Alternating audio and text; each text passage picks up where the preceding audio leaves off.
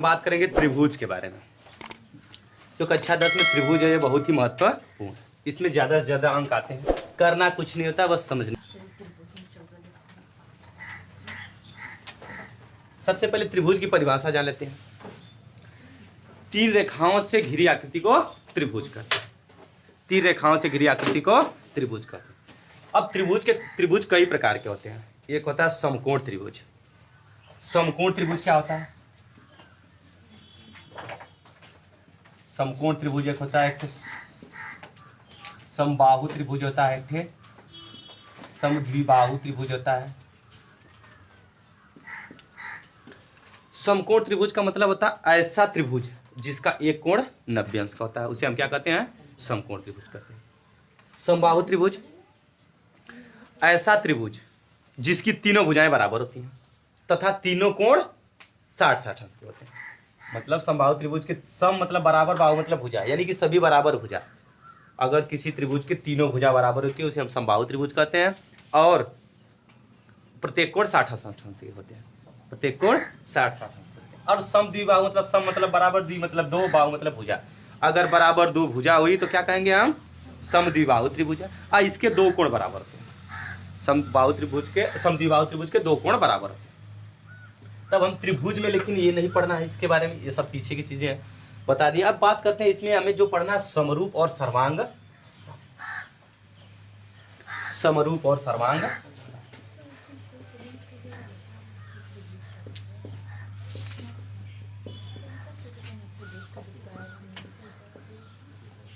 समरूप और सर्वांग सम का मतलब क्या आता है? समरूप की परिभाषा देखो लिख रहे हैं, और एक सर्वांग सम की भी। तो ऐसी आकृति, ऐसी दो आकृति तुलना होती है तो इसमें दो लोगों की हमेशा होती है। ऐसी दो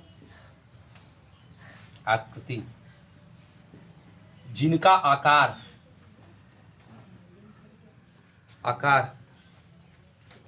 समान होता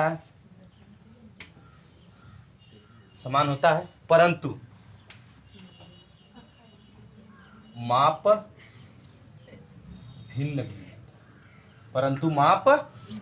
भिन्न भिन्न होता, इसे, ये जो इसका प्रतीक होता है इसको कहते हैं समरूप का प्रतीक। उल्टा जिसे यश थोड़ा सा, जिसको कहते हैं लहर की दिशा होता है, मान इसे इस चिन्ह से प्रदर्शित करते हैं, दर्शाते हैं या प्रदर्शित करते हैं। ठीक, परिभाषा का मतलब ऐसी दो आकृतियां, आकृति मतलब त्रिभुज हो सकता है, वर्ग के हो सकता है, और आयत के हो सकता है। तो वो समान होना चाहिए परंतु आकार भिन्न भिन्न होगा, हम चलेगा, जिससे सभी लड़के आपस में क्या है? समरूप है। ठीक ना? इन सभी लोगों का आकार तो एक जैसा है, माप भिन्न, कोई बड़ा है कोई छोटा है, तो सब लोग क्या है? हम लोग समरूप हैं। लेकिन अगर इन लोगों से हम लोगों की तुलना हो गई लड़कियों से, तो हम लोग समरूप होंगे नहीं। यानी आकार भी भिन्न है और माप तो भिन्न भिन्न होता ही है। अब सर्वांग सम का मतलब समझते हैं क्या होता है? ऐसी दो आकृतियां जिनका आकार और माप दोनों समान होता है। आकार और माप दोनों समान होता है, सर्वांग सम कहलाता। इसे इस चिन्ह से बराबर के ऊपर जो समरूप का निशान होता है वही लगा देंगे। इसे इस चिन्ह से दर्शाते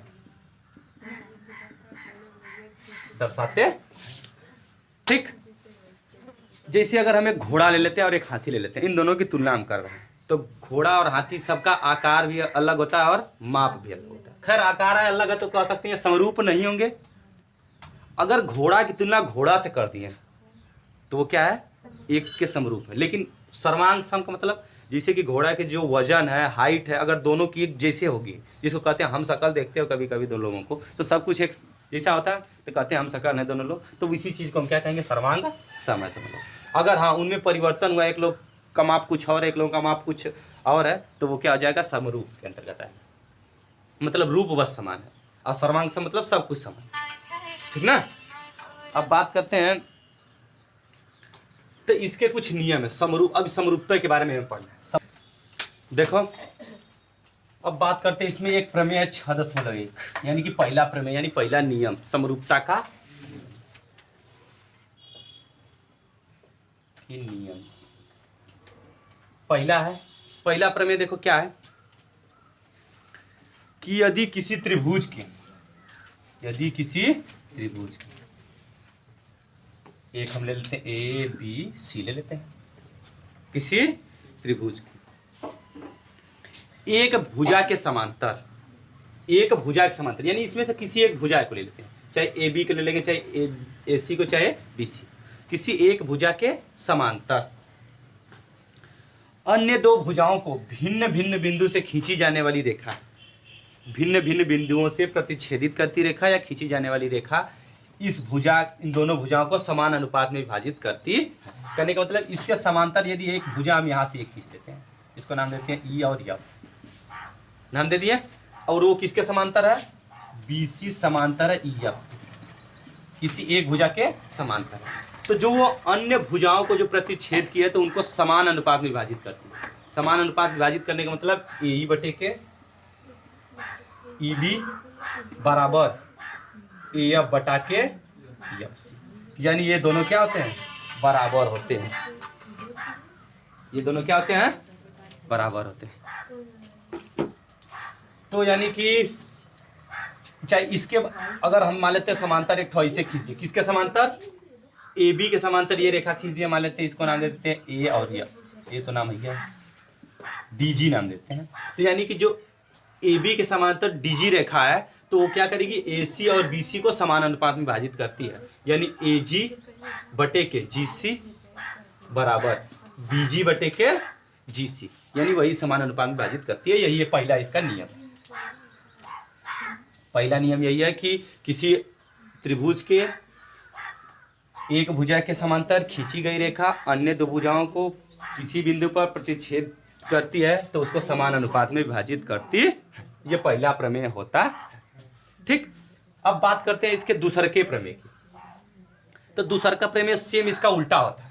सेम इसका उल्टा का मतलब ये है कि अगर हमें कहा जाएगा किसी त्रिभुज के दो भुजाओं को अगर कोई एक रेखा प्रतिच्छेद करती है तो वो तीसरी भुजा के मतलब प्रतिच्छेद करती है और उनका अनुपात समान होता है, तो तीसरी भुजा के समांतर होती है। कहने का मतलब एक ऐसी रेखा खींच दी है तो जो ए ई है अगर वो ई बी के बराबर हो, ई बी ए ई बटा के ई बी बराबर ए एफ बटा के एफ सी, यानी कि ये दोनों बराबर हो गए, ये दोनों बराबर हो गए।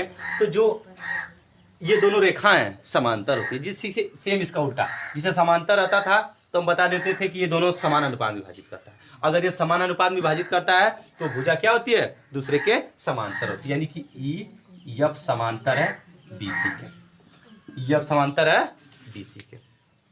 पहले प्रमेय का सेम उल्टा है। पहला प्रमेय यही है कि यदि किसी त्रिभुज